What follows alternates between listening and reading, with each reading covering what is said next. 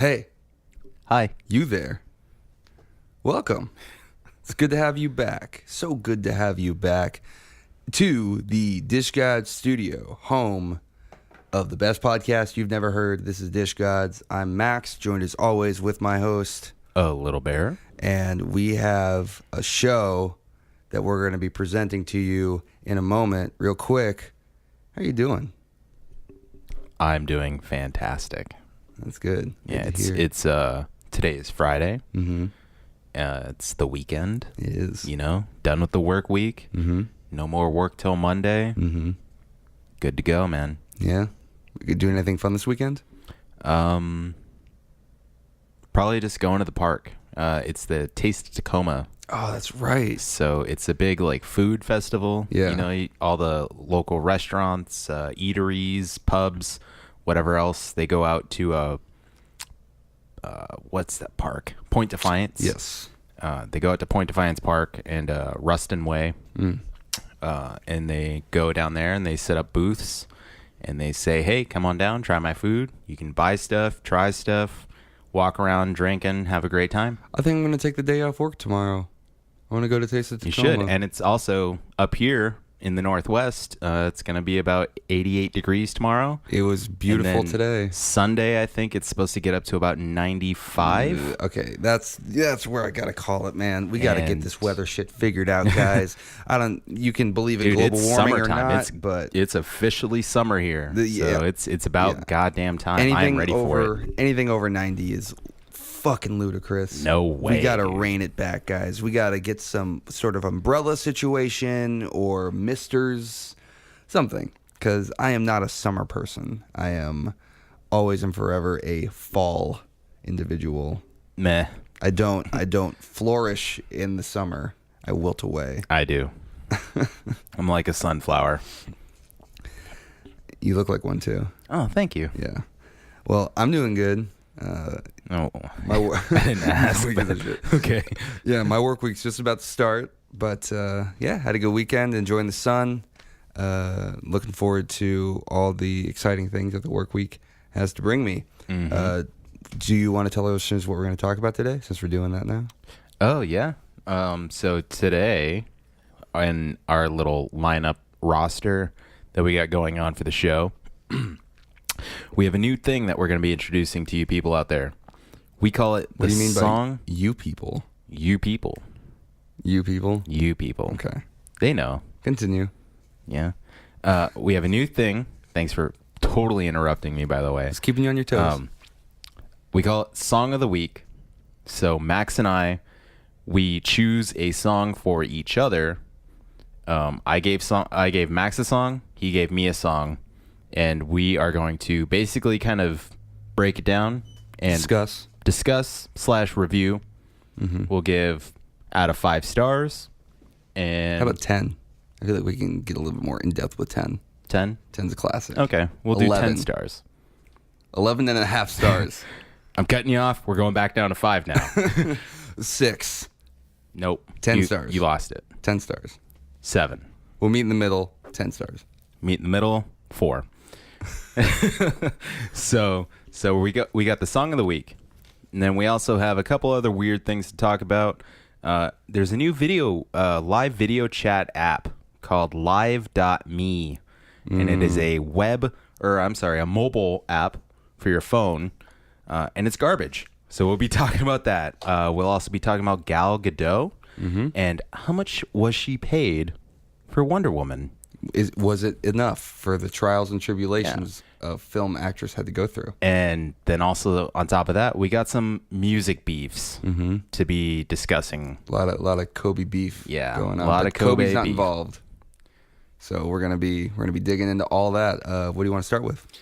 I think let's start with the music. We got a lot more music things to talk about. Yeah, We're a that's little true. more music centered this episode, so let's just jump into the music pool there. Sounds good. What should we talk about first? Well, since we opened with it, let's talk about the song of the week. Yeah, let's start brand spanking new. Let's introduce this. Yeah, do you want to go first? Do you want to talk about the song? How should we do this? Do you want to introduce the song you sent me, or do you want to talk about the song that I sent you? Let's talk about the one you sent me first. Okay. Because I learned something new about that artist Okay. just a little bit ago. Okay. So I'm a little excited actually about this Okay. artist. So go ahead and you can introduce. Okay. You So- introduce your song that you sent me. Yeah, I like that. So my song of the week was "End of the Affair" by Ben Howard off of his 2014 album "I Forget Where We Were." Fantastic album. You should pick it up if you haven't heard it. Yeah, this was it's a really good song. It's about 7 minutes long, so it is a little long, but luckily it takes a lot of turns. It's a very dynamic song, always is interesting, very emotive performance on this album and this song in particular.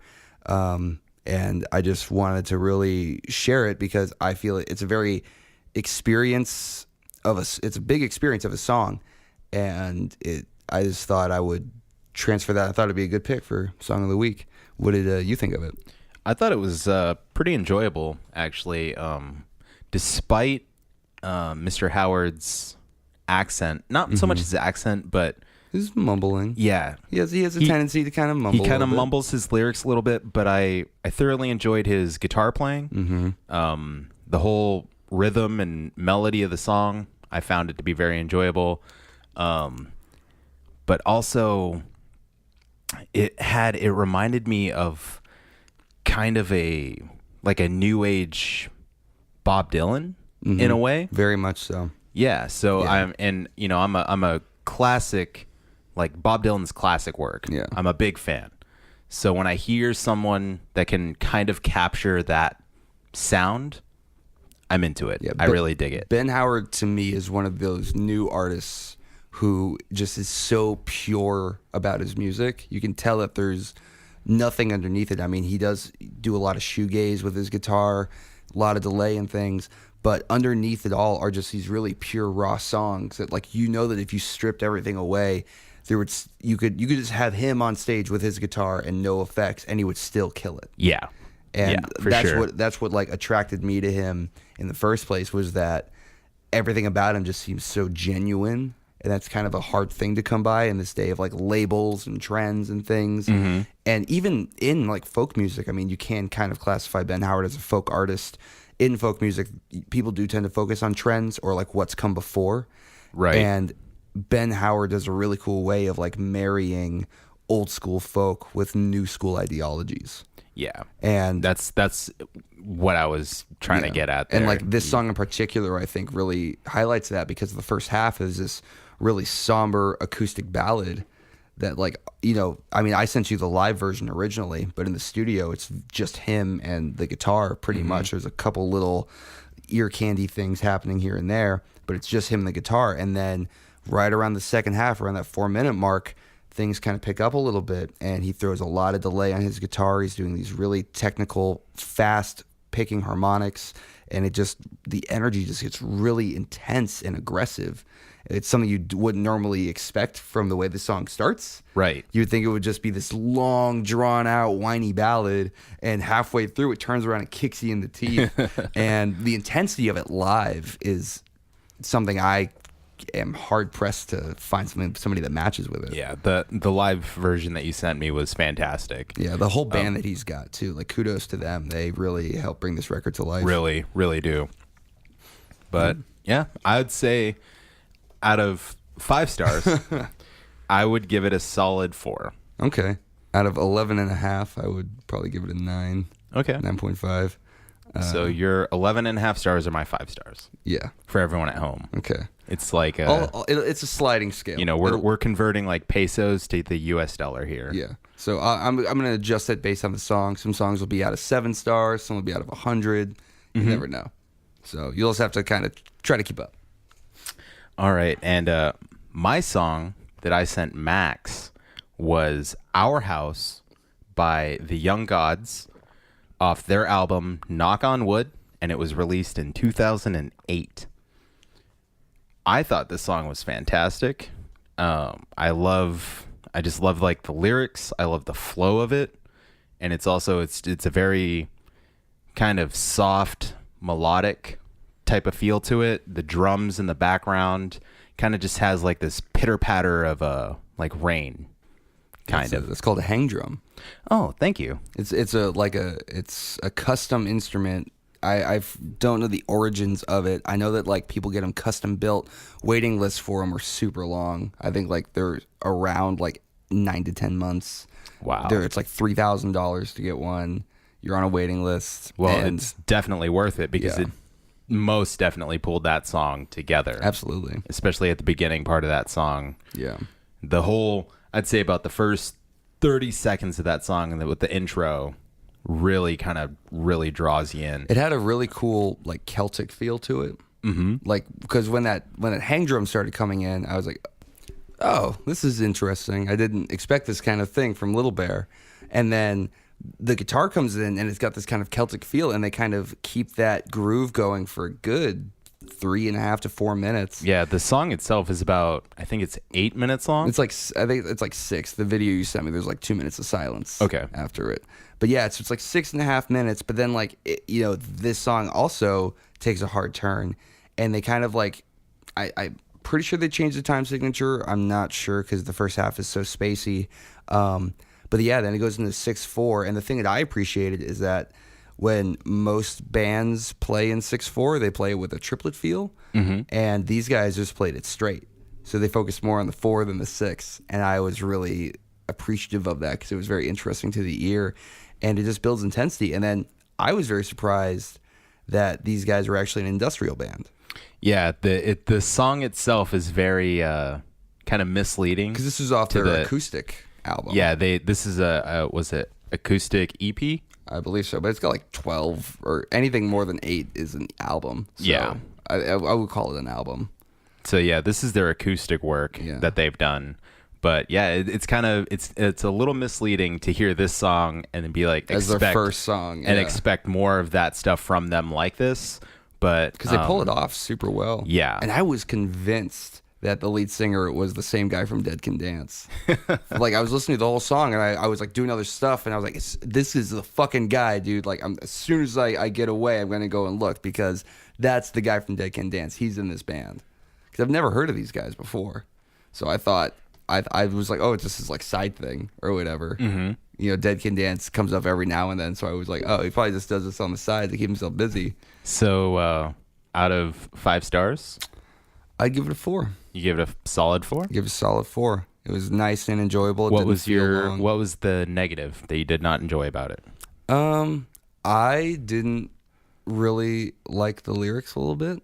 Okay. The lyrics to me were a little like, he just kept talking about the house and the house being like water, and to me that didn't really like come across as anything. It just seemed like a line that he had, and it's the same issue I have with the guy from Dead Can Dance, where his voice just kind of becomes really one note after a while, and it's like, just do anything else, please. It's like you can only do that Jim Morrison crooning for so long before it just is like, all right, I get it, you sound good, let's just do something else.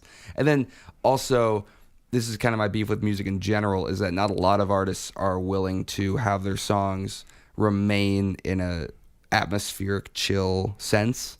So like with this song as well, I would have really enjoyed it if they had kept the tone like it was in the first couple of minutes, and not had become all driven. Although they did do it in a creative way, and I applaud them for that. I would have thought it would have been a more daring thing to do if they had just kept it laid back and relaxed and really pushed the song. All right.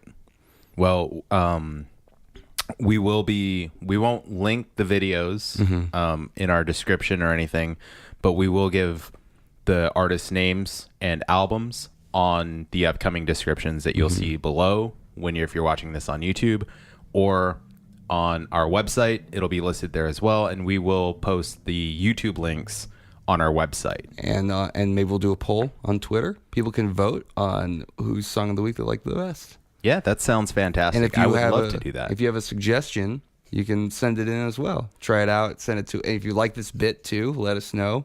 But yeah, if you have any song of the week suggestions, hit us up on Twitter at DishGods, or at our email at dishgodshow@gmail.com. And we'd love to hear it. So that's song of the week, I think. Yeah, that is song of the week. Pretty good for our first time. Not bad. Moving on. Okay. I hear it is the 17th anniversary of White Pony. White Pony. Deftones, White Pony. Speaking of great music. I'm sorry. Yeah. Who released that? Deftones. Okay. Okay. I just wanted to make sure. You think I said it wrong? Yeah, I thought you said the Deftones. No. I remember we had a big debate about that a couple months ago. Deftones have referred to themselves as the Deftones in the past, though. They themselves have called themselves the Deftones. No, but okay, we're not going to get into it. We're going to eat up the whole episode arguing about this again. This isn't the issue. Okay. The issue right now at hand is it's the 17th anniversary of probably one of their greatest albums that they've released. We don't have to get into We'll say the Deftones work for another episode. But yeah, it's one of their landmark albums, I will say. And the fact that it's 17 years old, it turned 17 on June 20th. Do you feel old yet? Yeah. I mean, I didn't really grow up with that album. I kind of came to Deftones a little later. I was probably about like 13 when I heard them. Okay. First, I was introduced to them by a good friend of mine. And I didn't really start appreciating them until I was like 18, 19. Because I heard them and I was like, yeah, some of that stuff is cool, like Change and stuff like that. But then I really started understanding the nuance of Deftones. Yeah. Like when I was older about like I used to be like, Rocket Skates, that's a dumb fucking name for a song. And now I'm like, dude, fucking Rocket Skates. Fuck yeah, dude. Like Swerve City. I was like, what the fuck are these guys talking about? This is dumb. And then I was like, oh shit, I've been wrong. Once you hear it, then you're like, that is Swerve City right there. I know. Did you grow up with that album? I did, actually. I did. When that album came out, I was about 5th grade. Okay. Yeah. So I was about 5th grade when that album dropped So out. it's you're like 9, 10. Yeah, 8 or 9. I was actually the youngest one in my class, so Okay. I'm like 2 years behind everyone. So when I'm I'm like 5th grade, like I was like a young 5th grader. Oh, okay. But yeah, I thought it was great. One of my friends actually introduced it to me because he stole it from his older sister's bedroom, and he said, "Hey, I heard her listening to this. We should check it out." And at the time, like my parents were kind of like, "Don't listen to this. Don't listen to that. That's bad. That's whatever music." And like just to get the opportunity to like sneak away and like listen to something that I wasn't supposed to, that was like, oh man, I'm doing something, So like got it, and then like once like they introduced me to that band and that album, I was like, wow, it opened up a whole new world. Like at the time, I was really kind of into more like hip hop and rap, and like kind of poppy, whatever, just like cookie cutter. Mm-hmm. And then I heard that album, and that just opened the door to all new genres. I was like, wow, it doesn't have to sound, electronic and poppy to have like this awesome sound. Yeah. So I mean, I don't want to be like that guy, but I'm like, yeah, it kind of changed my perspective on things growing up. Yeah, everybody's got albums like that. I mean, it wasn't that for me particularly, but I just, going back, being somebody who like heard them in passing throughout his life, and then when I really got into Deftones, there was like a good 2 years where like that was like pretty much all I would listen to, and then going back and kind of listening to their albums in full, and going from the album before that to White Pony to the album after that.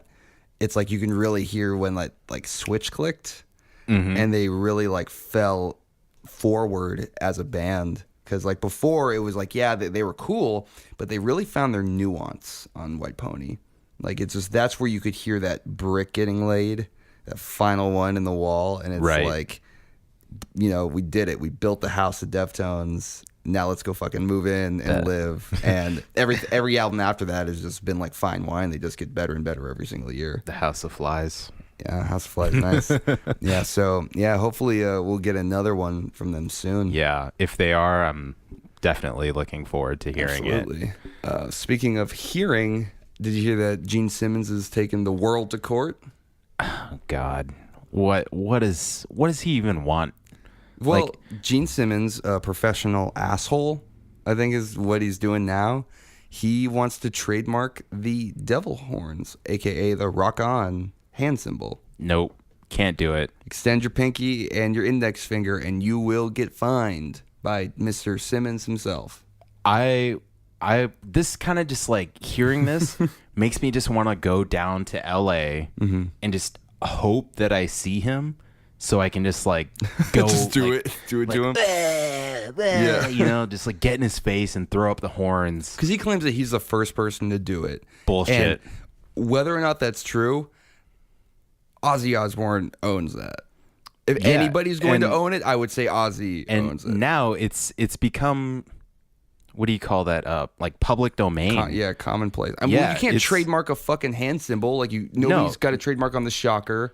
I think Dane Cook tried to trademark his thing that he had, Which was what? I think he called it like the Foofsie or something. I forget the actual Wow. name, but God, like he's such a dick. if you like watch his like Madison Square Garden special, Which was awful, by the way. which I watch every single week because it's just it's a pinnacle of comedy. Gross. I know I felt dirty saying that. In the middle of a stage, there's like a thing. It's like a symbol, and it's supposed to be a hand symbol. It's kind of like the shocker, but I think it's instead of your middle finger being up, it's your ring finger up, which I can't even Oh, so it's two in the stank and one in the pink. do. But yeah, it's supposed to be like that. It's like the devil horns, but your ring finger's up also. It's the reverse shocker. Yeah, basically. And I don't know. That's like his hand thing, and I don't know if he tried to copyright it, but he at least was like, "That's my thing." It's like, all right, whatever, dude. But yeah, it's like that'd be like if somebody tried to fucking copyright the thumbs up. Yeah, or the middle finger. It's hand symbols. It's like, are you gonna fucking start trademarking fucking sign language shit? Yeah. You kidding me, dude? And it's the most ludicrous thing I've ever heard that Gene Simmons is just. Okay, so don't get me wrong. Like he's well known for what he did and who he was. That's a very you know what I mean? Like yeah. he was in KISS, like one of the founding members, like whatever. Like they kind of you can dog on KISS all you want. Like, yeah, And I will. their music's like, whatever. They have a couple like not great or good hits, but like something like if you heard it on the radio, you're like, okay. There's one Kiss song that I know. You're like, I'm not going to turn it off, but at the same time, I'm not going to go out of my way to listen to it. It's one of those things. But at some point, it's like, we get it. You're in the early rock world, you're kind of a legend, like Ozzy Osbourne, Okay, But- let's not go comparing Ozzy Osbourne to Gene Simmons. Well, I'm just saying in status-wise, like how well he's known. Okay. Yeah. Like Gene Simmons, you think early rockers, 60s, 70s, 80s, who are you thinking about? Van Halen, Ozzy Osbourne, Gene Simmons. Zeppelin, Okay, Dead. Robert Plant. The Dead, Okay, so all these guys, Jefferson right? Airplane, Jefferson Starship. Enough. Fish. So, The anyway, Doors. you get my point, though. Mm-hmm. Gene Simmons is a piece of shit. But now it's He's like a famous piece of he's shit. playing too much on that. Like, he's becoming I'm yeah. so important in this genre that I'm capable of doing this. Yeah. It's like, no, dude, if you give something to this community, it is now that community's thing. Yeah. Like, you can't just go and be like, well, since I made it, I'm taking it back. Yeah. It's like, nope. And it's like, sorry, what do you hope dude. to gain from this? you Yeah. know? Honestly, you would lose more fans than you would gain. Like, people don't want to hear that shit. Yeah, it doesn't make any sense. If anything, why don't you get your ass in the studio and try and record something that's decent? I would love to see Gene Simmons in the studio right now because holy shit, that would be hilarious. That would be. He should collaborate with the It's Everyday Bro guy. Yeah, Yeah. that guy. Yeah, I forget his name. Forget but, his name already. Everyday Bro guy and Gene Simmons in the studio. Speaking of assholes, Nickelback. What's his name? Fucking Chad Kroger threw some shots at Corey Taylor of Slipknot and Stone Sour fame recently. Well, first off, are you a big Nickelback fan? Never have been, never will be. How are you on the Slipknot Stone Sour front? So, like I said, after my whole introduction from White Pony, I went in and I started dabbling in some other groups. Okay. And Slipknot happened to be one of them. Okay. So some of their earlier stuff is okay. I mean, It's like kind of corny listening to it. Yeah. It just kind of has like it feels forced, Yeah, like a forced heavy. over dramatic. Yeah, very over dramatic. But it's one of those things like if you just need like you're cleaning your house and you just need that little extra push to like keep going, or like just want to break some shit. Yeah. And you just like turn that on, it's okay. But yeah, I definitely wouldn't be going out of my way to turn that on. Are you actively listen to Are you it? familiar with Stone Sour at all? Only a couple like radio songs. Yeah. I never purchased an album. Yeah, no, or me any neither. of that. No. Yeah, I had a Slipknot phase. I don't really do like the all screaming all the time thing anymore. Like if a song is just only screaming, it's a little hard to get through. Yeah, It gets exhausting. same.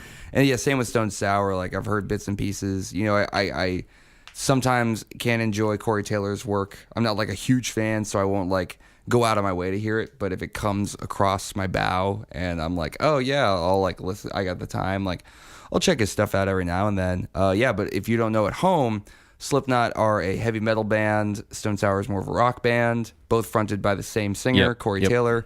Nickelback is Audible Holocaust From of Canada? sorts, from Canada. And yeah, so Chad Kroeger basically went out and did an interview, and he was just like, Stone Sour are trying to rip us off. They're Nickelback light, which I don't even know what the fuck that's supposed to mean. He's just like, He's basically like dogging his own band. pretty much. And then he was like, they've never had a number one hit, although they just had their fourth consecutive Billboard number one single debut. Wait, he said Stone Sour never had a hit? Yeah. What about their debut release hit, Bother? Or Through Glass, is it called? I'm Yeah. looking at you through the glass. Yeah, I think that one was like a number one single too. Yeah. And then I did some research.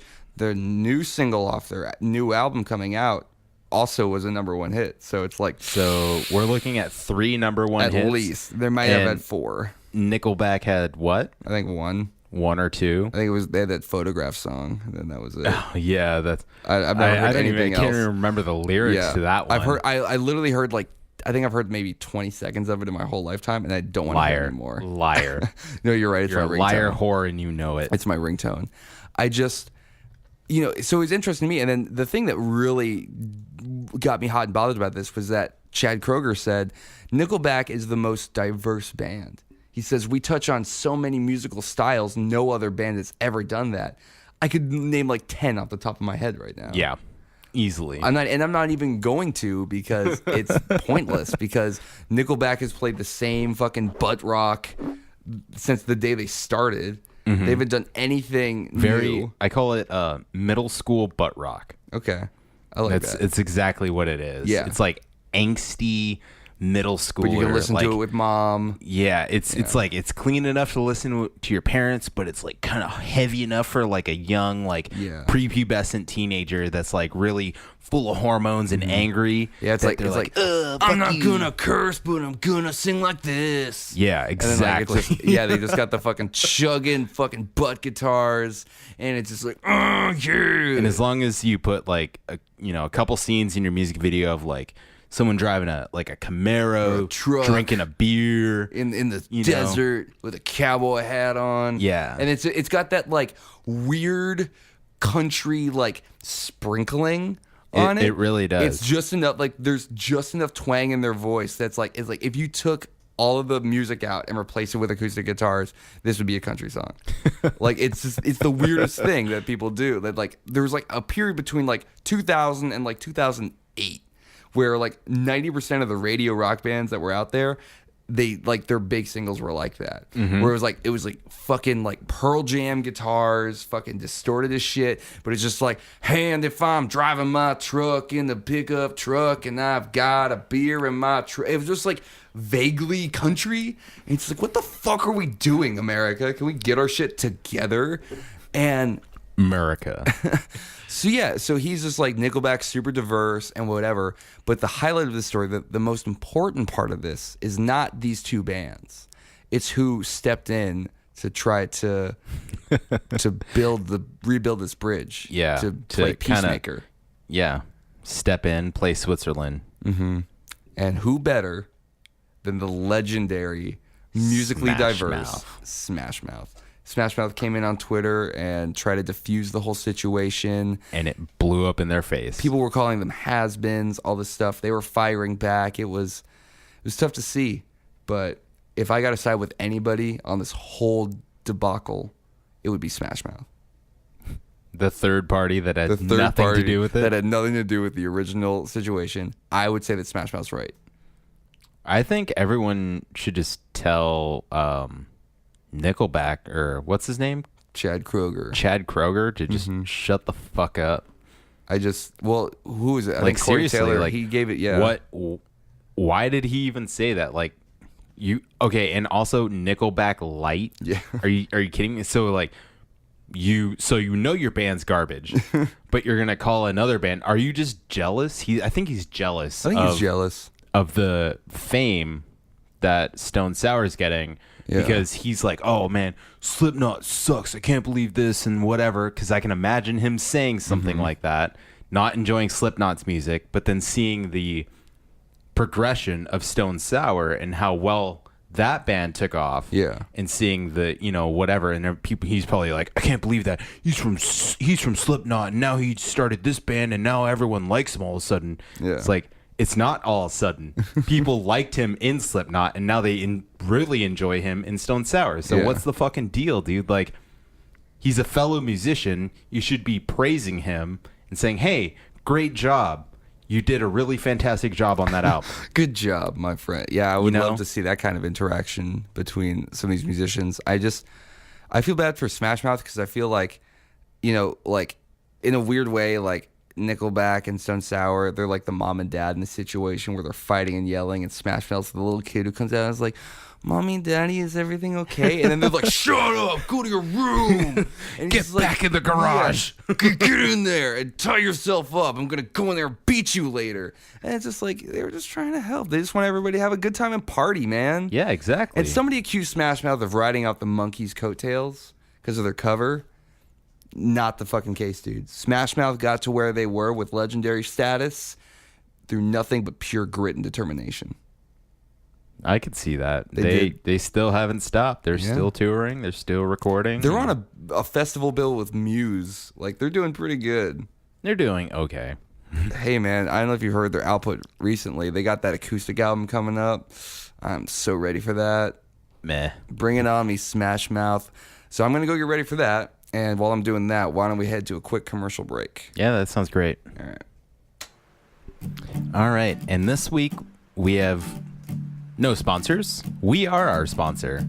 So make sure you check us out on Google Play, iTunes, and Stitcher. And if you don't participate in using any mobile apps, you can check us out on YouTube under Dish Gods. And you know what? Drop us a line. We're always active on Twitter. Find us at Dish Gods on Twitter. You can find us at Facebook, facebook.com/DishGods. Or drop us a line, send us an email, dishgodshow@gmail.com. We would love to hear from you. Let's get some participation going. Let's get a little back and forth going. How does that sound to everyone at home? Good. Great. And you know what? With that, let's get back into the show.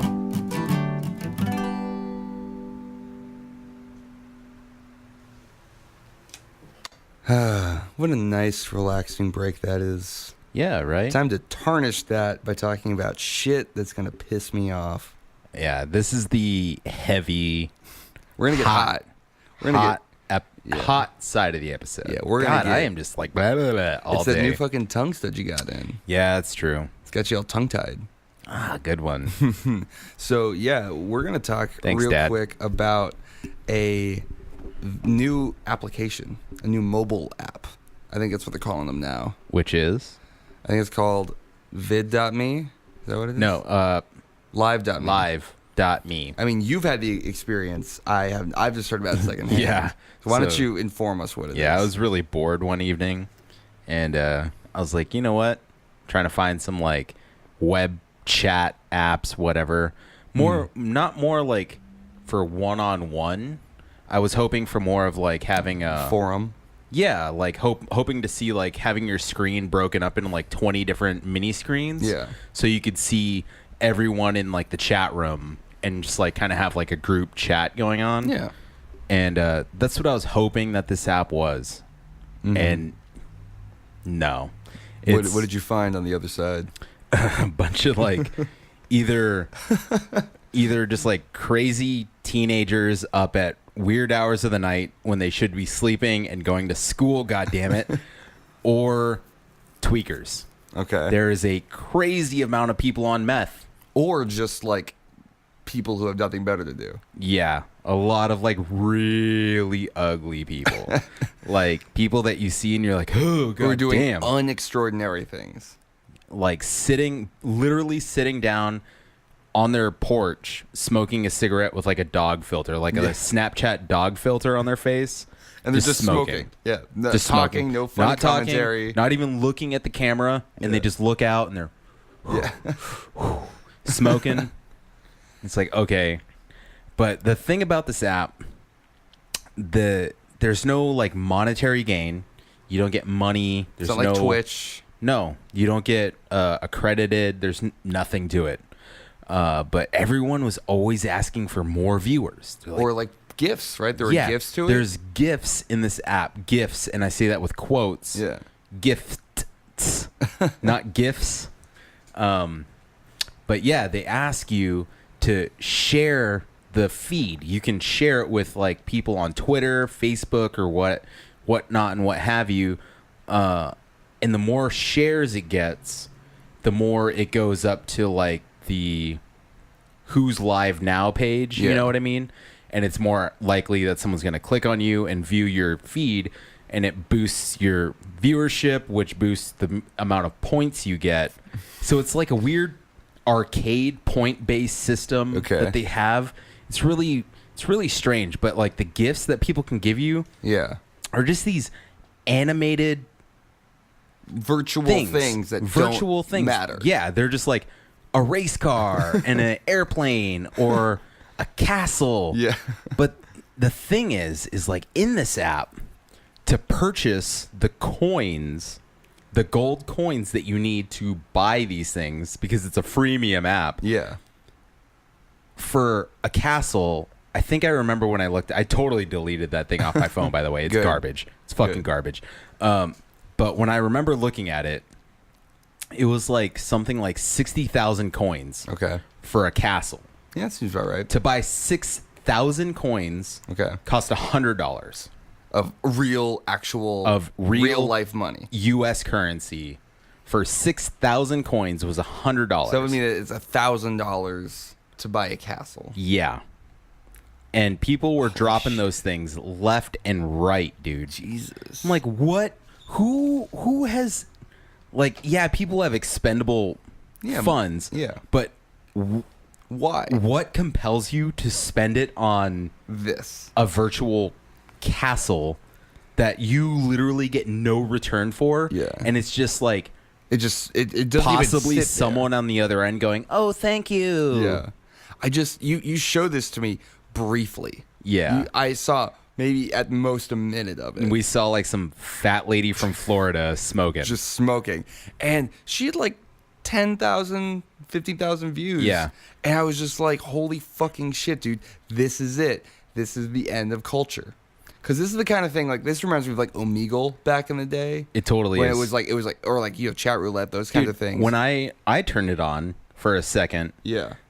just to see what would happen if I did. Uh-huh. And what I did is because it uses your forward-facing camera. Yeah. So I flipped my phone around. I turned it on. I flipped my phone around, and I followed my dog, Miko. Mm-hmm. And I literally had the front camera, like, about maybe a foot away from his asshole. Like, just in his his fucking ass. tail curls up. Yeah. So his ass is always exposed. Yeah. So I just literally followed his asshole around for about a good 20 minutes. And I looked at the phone, and I had about a solid 25 to like 3,200 viewers. Yeah. And probably more if you were a chick. Yeah. It It just amazes me that Yeah. people literally sat there for 20 minutes just me following my dog's ass around the yard. And like with the front camera too, so it's probably not even like a good angle. No. You're just like, it's like his ass is like in the corner. Sometimes it's like on the bottom corner, but it's never like, it's not like a perfect shot.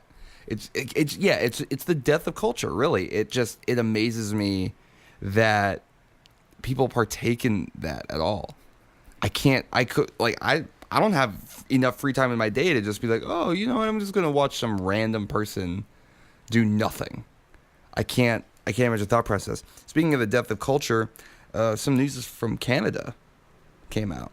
Oh no, what's going on in Canada? In Canada, they just signed a bill, which I do not have the name of currently, but I will pull up. They are instituting this new bill titled the I Don't Want This Free ebook, the C-16 bill, which essentially says that you can be fined and jailed for using the wrong pronoun. Are you talking like him, her? Mm-hmm. And all the other ones, all the 27 other pronouns that are out there. Like Z and Zer. Okay, and we speak English. And in English, we have Mr., Miss, Mrs., him, her, they, theirs. They, them, their.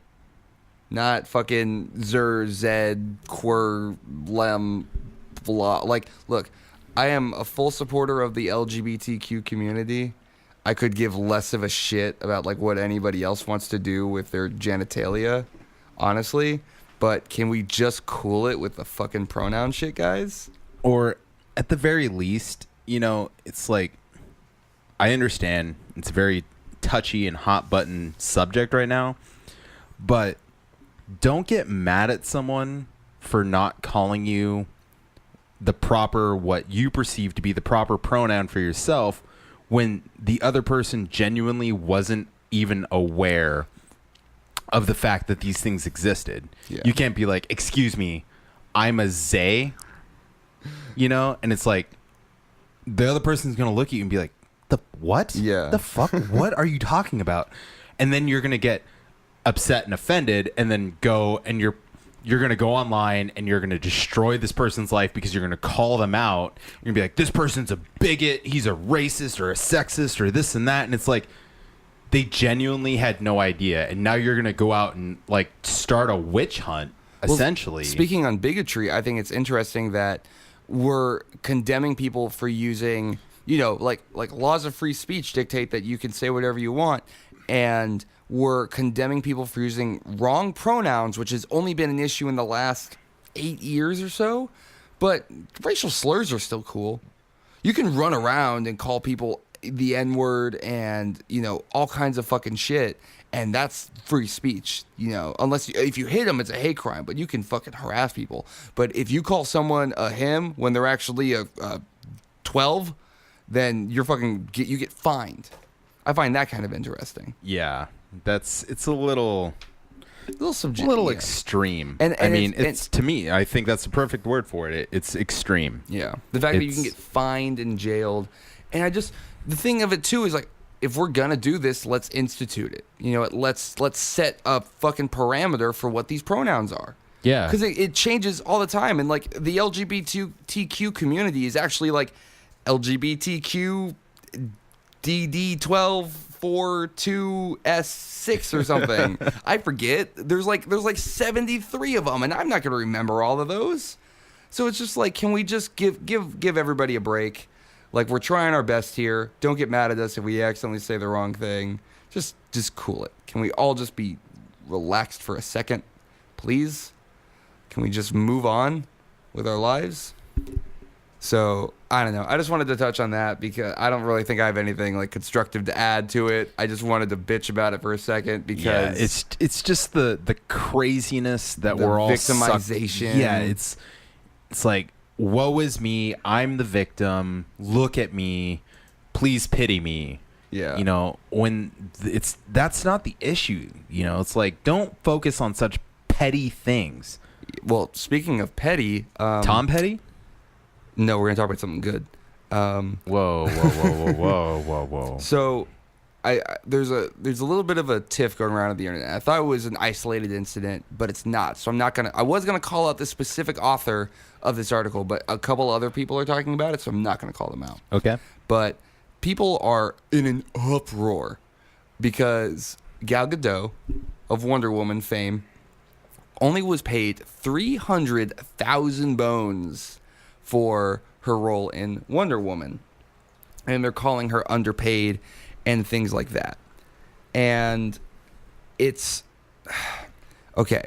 So this article in particular, I guess I will kind of call out the author because in case you want to follow along. It's on Polygon. It's titled Superheroes Are Underpaid by Ben Kuchera, who actually is a great author. I like you, Ben, in case you're listening. I just disagree with you on this article. You know what? If you would like to debate, send us an email. Yeah, so they talk about... He spends this whole article just being like, oh, man, poor Gal Gadot. She had to go to the gym. She had to eat brown rice and chicken breast. Wait, you're telling me she had to work out for a role for a physically fit character? Mm-hmm. Oh, Yeah. no. And do you how much do you think that she paid for that gym membership or for that trainer? Absolutely nothing. Yeah, It was provided to her. Mm-hmm. And so they're like, oh man, it's so hard to like bring about a physical and psychological change. It's like, no, I'll be fucking Wonder Woman, dude. I'll do it for $10,000 right now. I will shave off my beard and I will be Wonder Woman. And they talk about like how like Hugh Jackman talked about how he had to dehydrate himself for like shirtless scenes. Yeah, that's how you get that really kind of cut, chiseled look. And yeah, that's a little ridiculous and extreme. But if you paid me like $100,000, I would do whatever you wanted. Probably, I would drink Drano, like fucking line it up, and I'll do it. So it's all like, oh, they got to go to the gym and da-da-da. And then he goes into like the acting. He's like, oh, they had to do physically uncomfortable and emotionally demanding work. You know what, motherfucker? My job is emotionally demanding and physically uncomfortable. I'm on my feet for 8 hours a day, and I don't get some fancy fucking trailer where I don't get free catering or makeup done or whatever my demands met, all right? I'm on my feet in a hot-ass kitchen for 8 hours a day, so you can fucking suck my dick there. Then he was like, yeah, so when they had to do reshoots after a year, she was pregnant, and so they covered her stomach in green fabric because she looked different in the film. Holy shit, like, God forbid there's a continuity error. You know what I mean? Continuity. They're just trying to fucking make it work. And then this is the part that really gets me. This section is titled, "Then you have to promote the damn thing." And he makes it out like when these actors, like, I recently made the mistake of following Tom Holland, the new Spider-Man, on Instagram. Mm-hmm. And this motherfucker is just shoving his life in my face. He's like, what's up? I'm in Barcelona. Look at all these fans who love me. He's like, I'm in a 5-star hotel. I'm swimming with my best friends. I'm in a private car. What's up? And it's just like, fuck you, dude. I'm getting on this private jet to go to Spain. Like, all this bullshit. And it doesn't look that bad. Doing press for a movie. Stressful. So stressful. Traveling privately to these exotic countries, staying in 5-star hotels. So hard. And then like it talks about having to interview and doing late night talk shows. It's like, yeah, it must be hard to be loved by the whole world and everybody be interested in you and your work. Like, holy fucking shit. So honestly, for a year's worth of work, I would say that $300,000 is pretty good. That's more than I would make in fucking 10 years. Yeah. Currently, with the wages that I make right now, I would not come close to $300,000 in 10 years. It sounds about right. And so for a year of, acting, it's definitely not, I'm sure some days are grueling. Some days you have 12, 14-hour shoots. But on average, I'm sure, 8 hours a day, something like that. There's union wages and shit like that. And, I'm sure that Miss Gadot did not have the hardest part on that fucking movie. You know, nothing like the crane operators. And also, this author wants to talk about how it was so physically demanding for her to have to go to the gym every day. She was in the Israeli army for 2 years. That's a good point. Literally working out every day. Yeah. So don't come in here and say, "Oh man, she had to work out every day. It was so hard." Fuck off. Yeah. She was in the army for 2 years. Yeah, it must suck to get paid to go be hot. Yeah. To improve yourself. You get paid to literally improve yourself. Yeah. To go and be healthy. So difficult. And like some of what these actors get is like something that people pay thousands of dollars for. Like to go to a trainer, have them take your blood and look at your body and give you a specific diet based on your body type. Yeah, that you can follow. Give you a breakdown. So you can maximize the efficiency of your workouts. Yeah, it must be really hard to have that just handed to you. Like, dude, this is like this is almost like reverse privilege. You know what I mean? Like, don't make fun of me. I saw. Speaking of, I saw actually a post on Twitter saying how people that call other like more wealthy people bourgeois, they're saying that is now a slur, and calling me bourgeois is a slur because it is it's like wealth appropriation or something along those lines. Yeah. You know what I mean? And they were just basically saying it's really inappropriate to say that this person is bourgeois. And it's like, actually, no, it's pretty spot on. Yeah. Like, have people forgotten what a dictionary is? Have Yeah. people forgotten what definitions are? Definitions are there for a reason. Yeah. They're not flexible, loose things that you can be like, well, I think it means this in this context, but it means this in this context. It's like, no, that works for certain words. Yeah. It doesn't work for every single word out there. Some words just literally mean what they mean. It's like, for me, it's like when I hear like about certain musicians who like complain about going on tour. And like it makes sense when you're like, you know, the Red Hot Chili Peppers, like they're in their 50s, they've got families, you know, they want to be there. And like, yeah, I think they do something where they do like 4 weeks on, 3 weeks off or something like that. So they can like, you know, still tour and make money, but they can spend time with their family. But it's just like, you know, when people complain about that kind of shit of like, yeah, it's so hard, I have to travel all over the world, play music every single night, have most of my needs met by somebody else. Like, it's just really hard. It's just like, fuck you, dude. Like, there are countless people who would kill to be in your shoes. Yeah, And, for sure. Yeah, I don't know. So it's just like, and at first I was trying to figure out if Gal Gadot herself was complaining about it. If she was like, oh, I only made $300,000, but I don't think she has an issue with it. Plus, she's like got a contract with DC.